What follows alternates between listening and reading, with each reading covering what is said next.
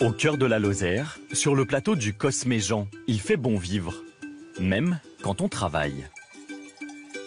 Il existe ici une entreprise pas comme les autres, où le maître mot n'est pas rentabilité, mais bien-être. Une vingtaine de salariés fabriquent des fromages au lait cru vendus dans toute la France. Un travail plutôt physique, mais la direction est aux petits soins pour ses employés. Elle a même investi pour qu'ils en fassent le moins possible. Avant, on les retournait à la main, donc ça voulait dire à peu près 20 kilos à retourner tout seul ou à deux. Et là, on n'a plus à apporter, on a juste à les mettre dans le chariot et ils les retournent pour nous. Donc un fromage, un retournement qui nous prenait une demi-heure, maintenant en 2 minutes c'est fait, quoi. Mais la machine ne peut pas tout. Alors chaque lundi, les employés ont droit à une visite particulière. Celle du kinésithérapeute du village voisin. Salut Philippe. Nicolas. Comme tous les salariés, Nicolas a droit à une séance de 30 minutes de massage pour soulager douleurs et tensions. On laisse tomber la tête. Une consultation entièrement prise en charge par l'entreprise.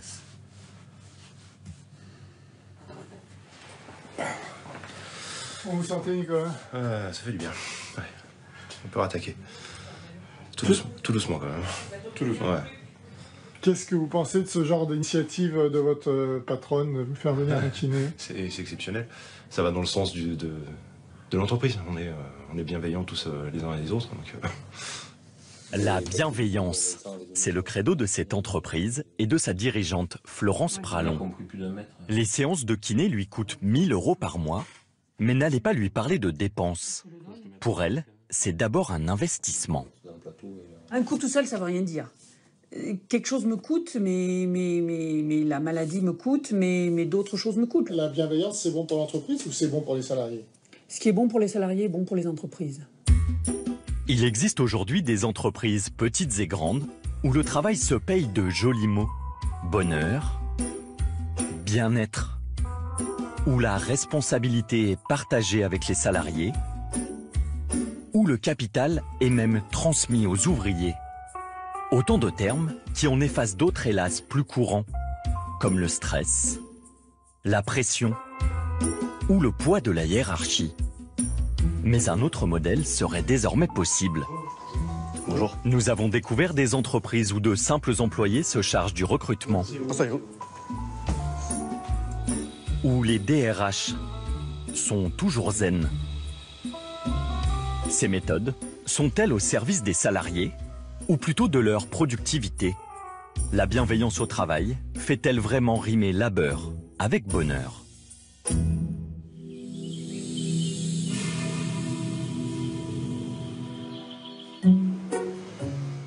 À Paris, le bonheur au travail a pris ses quartiers. Ça ne s'invente pas. Cité Paradis. Au fond de cette allée, A Little Market, une entreprise où il fait bon travailler. Les 50 salariés de cette start-up gèrent 2 sites internet de vente d'articles de mode et de décoration fait main. Ici, les réunions se font assis sur un canapé ou dans la salle de jeu. Et la journée commence par un petit déjeuner offert par l'entreprise. Moi aussi, je vais aller me prendre un café. Mais t'es un bon dealer de bouffe, hein. C'est Sophie Lepère qui gère le café et les croissants. L'idée, c'est de recréer un instant de convivialité entre les collègues. Et on va dire que c'est peut-être un peu plus sympathique qu'être juste planté à côté de la machine à café où on se parle pendant 30 secondes et après on s'en va. Mais ce n'est pas juste pour rendre service. C'est le travail de Sophie, créer une bonne ambiance au bureau. Sa journée se poursuit à la supérette du coin. Mission du jour, préparer un barbecue pour les 40 salariés. Est-ce que tu peux me prendre des poivrons rouges? Pour l'aider dans sa tâche, elle a même une assistante. Bonjour. Et au moment de payer la note, c'est l'entreprise qui régale. 65,93. Ce qui est pratique, c'est que j'ai la carte bleue de l'entreprise, donc je peux faire mes courses tranquillement, sans souci. Organiser des barbecues, des déjeuners ou des soirées pour ses collègues, un boulot à plein temps, payé entre 2000 et 2500 € par mois. Un drôle de métier, inventé aux États-Unis, Chief Happiness Officer, en bon français, directrice du bonheur. Il faudrait qu'il le fasse ici, ça serait cool. Ma fonction, c'est chef du bonheur au travail, quoi. Grosso modo, oui, c'est faire en sorte qu'il y ait une bonne ambiance au travail. Et voilà, mais ça, le poste en lui-même, en tout cas en France, c'est celui que je fais ici. Il est plus large que juste s'occuper de. Je suis pas juste géo, quoi. Je suis pas juste là pour faire bip bip, ouais, on s'éclate, tout ça.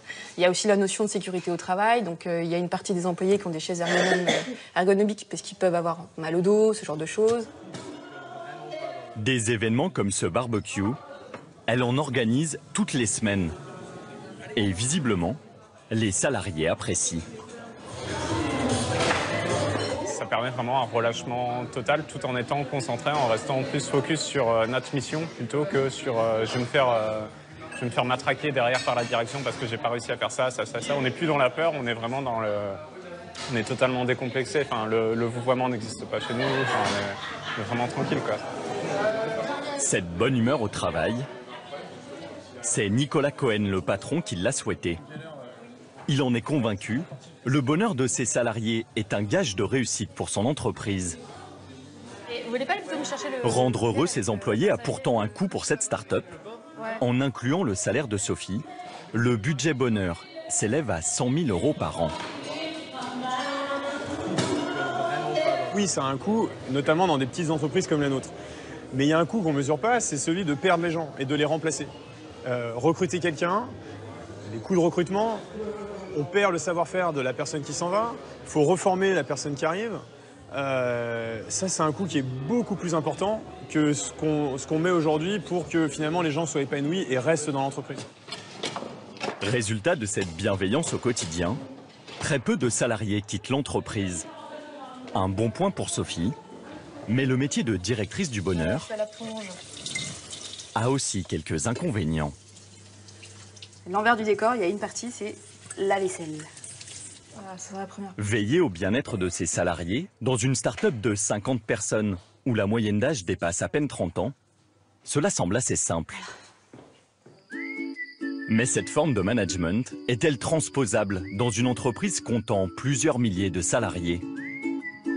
Au pied des Alpes, une grande chaîne de jardinerie s'est fixé un défi.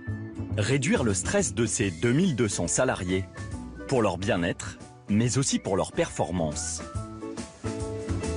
Bonjour ces messieurs.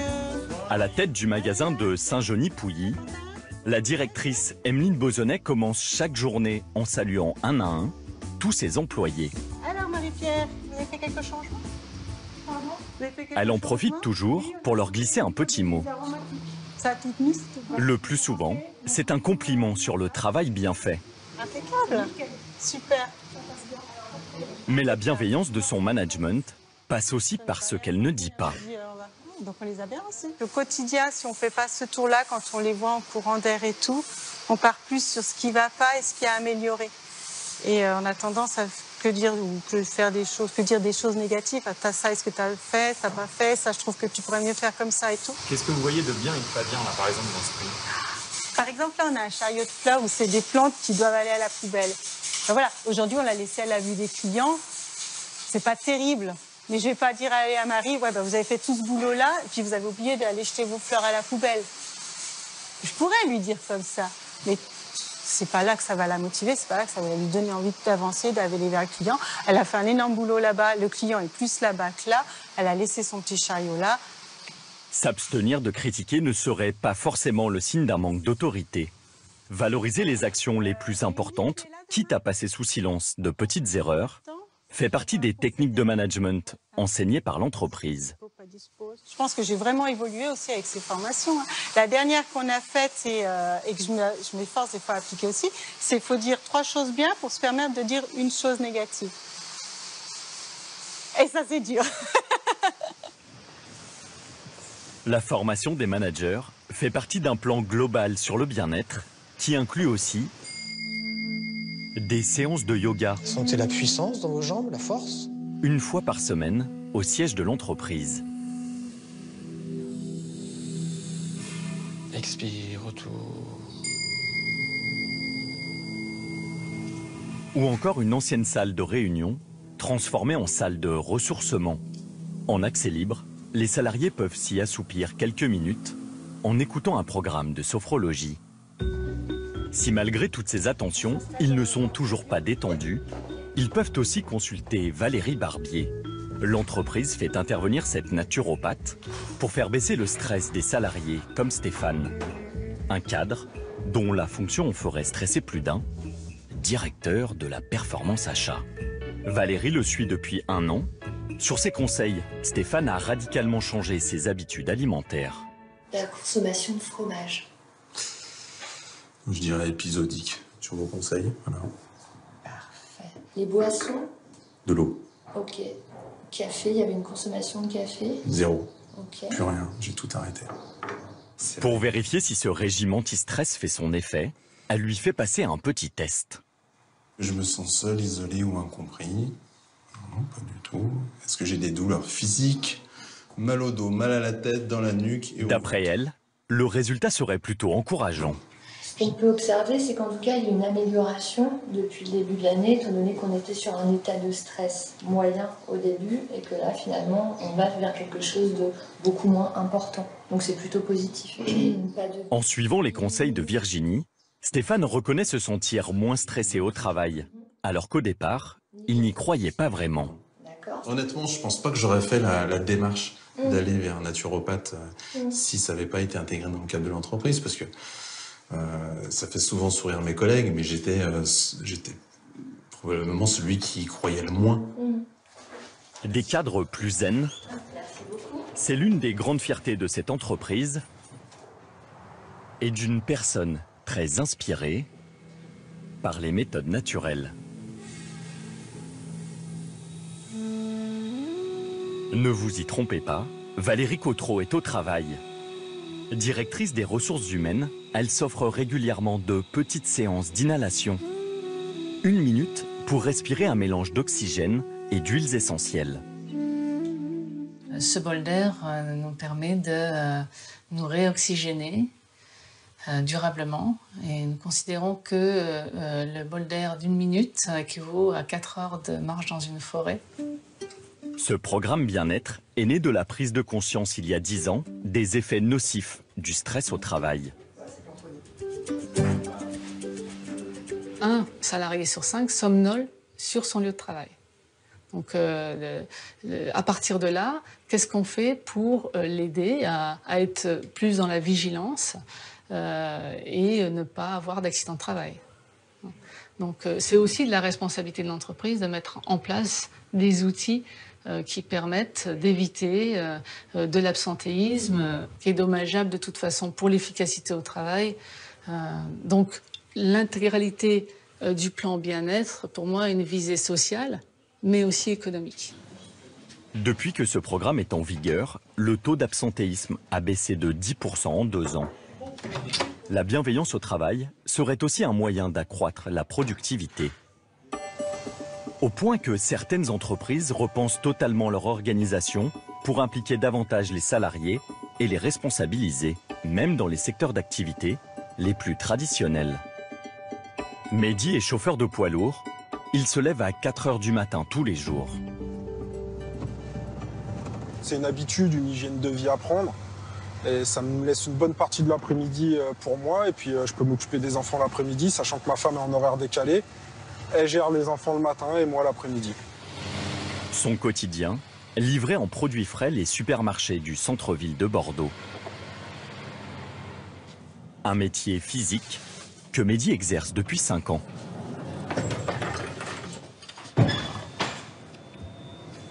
Des fois, on a des palettes qui sont pas loin de la tonne et on n'a pas toujours des transpales électriques, on a souvent des transpales manuels. Donc c'est vrai qu'à la longue, le dos, les bras, ça fait mal. Ouais. Pourtant, Mehdi ne changerait de boîte pour rien au monde. À 6h25, quand il a terminé sa tournée, la meilleure partie de son travail commence. Il retourne au siège où il exerce bien d'autres responsabilités. GT Location emploie 1700 personnes. Cette société bordelaise loue des camions avec chauffeur dans toute la France. En 2011, après une année difficile, elle décide de bouleverser son mode de fonctionnement en allégeant la hiérarchie et en encourageant l'implication des salariés. GT Mehdi, bonjour. Quitte à créer des postes sur mesure. Oui, vous êtes monsieur? Comme pour Mehdi. Il est aussi responsable des déclarations d'accident. Le lieu de l'accident, s'il vous plaît. À 36 ans, Anthony? il ne se voyait pas rester toute sa vie derrière un volant. Vous n'avez pas de dégâts sur votre véhicule? Alors il a demandé à évoluer dans les bureaux. J'ai un contrat de 182 heures. Donc que je travaille 4 heures le matin ou que je travaille 10 heures, je serai payé exactement pareil. Sauf que je suis dans l'obligation d'être à la GT en bas. Moi, je me sens beaucoup plus utile ici. C'est valorisant pour moi. Et je pense que ça soulage aussi mes collègues. Quand je suis là le matin, elles peuvent s'occuper pleinement des PV ou pleinement des assurances. Et voilà, moi, je m'occupe du téléphone et elles, ça leur dégage du temps. Je prépare mon avenir. Moi, je pense à l'après. Je ne veux pas conduire toute ma vie. Donc, il faut mettre le pied dedans. GT Béton Service. Une évolution possible, car son entreprise a mis en place une organisation très particulière. Je devais dire à 13h30, c'est ça? Je devais le rappeler à 13h30. Je l'ai rappelé à 13h30. Ici, les fonctions hiérarchiques sont peu à peu effacées. Et les chefs comme Brigitte n'en sont plus vraiment. Dans la démarche dans laquelle on est, qui se veut une démarche transversale et justement de suppression de hiérarchie, l'organigramme tel qu'on le connaît, très descendant, le mot chef, c'est un peu contradictoire dans cette démarche. Donc du coup, on s'appelle plutôt responsable. On est des responsables de service. Mais je pense que prochainement, dans les mois à venir, les années à venir, même le responsable, c'est peut-être pas le mot très approprié. On sera plus ce qu'on est déjà, ce qu'on essaye d'être, des animateurs, des coachs, des facilitateurs. Mais en tous les cas, le mot chef, à bannir. Symbole de cette disparition progressive de la hiérarchie, les titres à l'entrée des bureaux. Il y a juste le nom sur les plaques. Vous remarquerez qu'on n'a pas de titre. Ont déjà disparu. Brigitte prend ces changements avec le sourire. Elle non plus n'a plus de directeur au-dessus d'elle. Le pouvoir est désormais partagé. L'implication des salariés va même jusqu'au recrutement. Je vous en prie, installez-vous. Bonjour. Bonjour. Ce ne sont plus les directeurs qui font passer les entretiens d'embauche, mais les chauffeurs de poids lourds qui recrutent eux-mêmes leurs futurs collègues. D'accord. Bonjour, je me présente, je suis M. Mano. Comme Wissem et Sébastien. Et 2 mois. Vous savez qu'à l'AGT, il y a plusieurs métiers différents. Oui. Du métaux, de la grue. Et ici, vous êtes affecté, par exemple, dans les déchets hospitaliers, par exemple. Chez un gros. Ce jour-là, ils auditionnent 8 candidats pour seulement 2 places. Vous serez amené à travailler le samedi, le dimanche, la nuit, le jour férié. C'est comme ça. Les 2 hommes prennent leur rôle de recruteurs très au sérieux. Les ressources humaines, ils regardent vraiment le CV, le meilleur CV. S'il a le plus de diplômes possible, peut-être, voilà quoi. Ils veulent le CV en béton. Et nous, non, c'est vraiment. Voilà, on regarde l'humain avant tout. Qui peut mieux recruter un chauffeur? C'est un chauffeur. Quelque part. Il connaît le métier, donc il sait comment ça se passe. Mais qu'est-ce que ça vous apporte de faire ces sessions de recrutement? Une reconnaissance. L'entreprise a confiance en nous. Ça montre, il nous donne d'autres responsabilités. Ça nous permet de découvrir un petit peu l'envers du décor. Généralement, on est de l'autre côté, et puis là, on est du bon côté, en fait. Donc, ça nous permet d'apprendre beaucoup de choses. Ils sont du bon côté, celui des recruteurs pour faire passer des entretiens, mais à la fin de la journée, ils doivent tout de même faire part de leur sélection à Antoine Soustre, le responsable d'exploitation. Un responsable qui n'est pas là pour vérifier leur choix, mais pour les aider à trancher. Ouais. Ça va passer ? Ça a été. Et lui, c'est concluant ? Positif. Positif. Lui, il est dans votre choix ? Et quand il recrute un candidat, Antoine n'a rien à dire. Donc, il était à l'unanimité ? Oui. C'est eux qui décident. Ouais, c'est eux qui décident, surtout si c'est à l'unanimité. Je les laisse faire. Vraiment. Et pourquoi vous êtes là finalement Pourquoi vous êtes là encore si... Parce que c'est pas aussi simple que ça, parfois c'est pas l'unanimité. Et il y a 8 candidats, il faut 2 postes.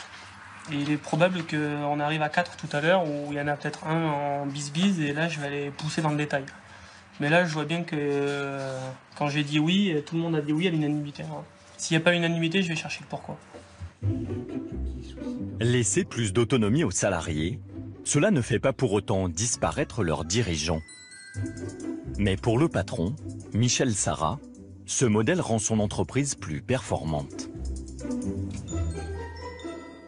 Il n'y a rien qui vous oblige à le faire. Donc pourquoi le faire Alors, je pense que fondamentalement, il y a une conviction que pour nous, pour l'entreprise, pour ce qu'elle est aujourd'hui, c'est la meilleure façon de faire. Je me rends compte que beaucoup d'énergie dans une entreprise peut être gâchée dans la non-communication, dans les faux bruits, quand les personnes passent plus de temps à discuter du collègue ou de ce qui ne va pas. Et petit à petit, dans la mesure où on arrive à réduire un peu toute cette friture au sens presque radio du terme, les personnes peuvent se consacrer plus au vrai fonctionnement ou aux vraies questions concernant le fonctionnement de l'entreprise. Ce système de management, basé sur la confiance et l'autonomie des salariés, porte un nom, l'entreprise libérée. Effectivement, il y aurait, comme ça arrive dans beaucoup d'entreprises, de dire, écoutez, super idée. Celui qui a popularisé ce modèle, c'est lui, Isaac Getz, un psychologue spécialiste du management. Il donne des conférences dans toute la France pour vanter les mérites de l'entreprise libérée qui assurerait le bonheur des salariés et la réussite des entreprises. La différence entre un salarié heureux et un salarié qui est malheureux. Il est 2 fois moins malade, il est 6 fois moins absent, il est 55% plus créatif, il est 9 fois plus loyal. Le reste du temps, Isaac Getz enseigne dans une grande école de commerce parisienne. En quelques années, il est devenu le pape de l'entreprise libérée et son livre « Liberté et compagnie », la Bible de nombreux chefs d'entreprise. L'entreprise libérée, c'est une philosophie, une série de simples croyances que l'homme est digne de confiance, que chacun a des dons, que les êtres humains préfèrent de s'autodiriger plutôt que d'être dirigés. Dans le libérer, c'est libérer de quoi? Libérer l'initiative et le potentiel qui est généralement étouffé dans l'entreprise traditionnelle. Plus qu'un nouveau mode de management, l'entreprise libérée permettrait de réconcilier enfin patrons et employés.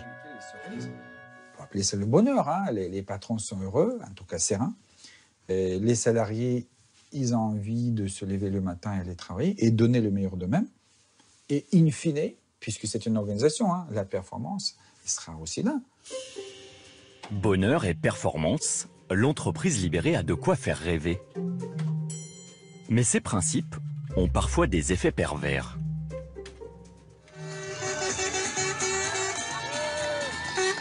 Ces employés d'une grande surface de Saint-Quentin dans l'Aisne ont gardé un goût amer de l'entreprise libérée. Le 23 octobre dernier, une centaine d'employés manifestent devant le magasin. Ici, on n'avait pas vu ça depuis 10 ans. Cet hypermarché avait été choisi comme magasin pilote pour une nouvelle organisation inspirée de l'entreprise libérée. A priori, une expérience valorisante et bien accueillie par ses représentants du personnel CFDT. La direction avait convoqué Isaac Getz, qui a développé dans un livre tout ce système de management en rendant la main aux employés. Donc j'ai été convié à sa conférence, je l'ai écouté, franchement c'est très bien. J'ai eu vraiment aucun a priori. Ça a changé de la routine, de la mise en rayon habituelle. Hein, on pouvait s'exprimer, faire des choses en plus pour le client. Et donc, moi j'étais à l'époque dans les chocolats, donc j'avais fait un salon de chocolat où on avait fait une invitation de clients. Et pendant que je faisais ce salon, mes heures étaient remplacées en rayon, donc c'était extraordinaire. Le modèle semble satisfaire employés comme dirigeants. Tout le monde était content, on voyait beaucoup de monde et on avait des employés heureux d'après la direction. Donc c'était là. C'est pour ça que les gentils employés heureux, quand ils sont tous sortis, il y a eu un problème. Au fil des mois, les salariés déchantent. Ils cumulent leurs nouvelles responsabilités avec leurs anciennes tâches. Travailler plus pour une très modeste augmentation, 40 € par mois en moyenne. Le bonheur au travail n'est pas au rendez-vous. Mais l'opération est une bonne affaire pour Auchan. Il suffit de lire ce document interne de 2014, le pacte, pour le comprendre. La direction promet bien de redonner la main à chaque collaborateur. Mais elle annonce surtout la disparition de 800 postes de cadres dans toute la France.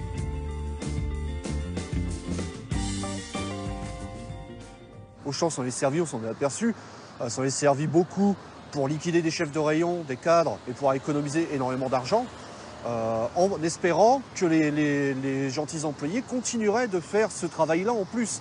Sauf qu'à un moment, les gens ont eu un ras-le-bol total. Quand vous touchez 40 € de prime pour remplacer un cadre qui en touche 2000, 2500 €, et la donne, elle est quand même pas terrible. Sous couvert d'autonomie, l'entreprise libérée aurait servi en réalité à dégraisser les effectifs. Comme nous le raconte un ancien cadre de l'entreprise qui tient à rester anonyme. On nous a expliqué que l'entreprise devait se transformer et qu'à un moment, un nouveau type de management était nécessaire pour assurer de meilleurs résultats. Le but de l'opération, c'était de faire des économies de frais de personnel. Et comment faire le plus d'économies?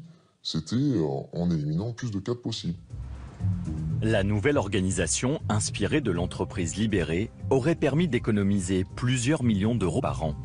Contacté, le groupe Auchan n'a pas souhaité nous répondre. Alors que penser de l'entreprise libérée? La promesse du bonheur au travail ne serait-elle pas d'abord une bonne affaire pour les entreprises?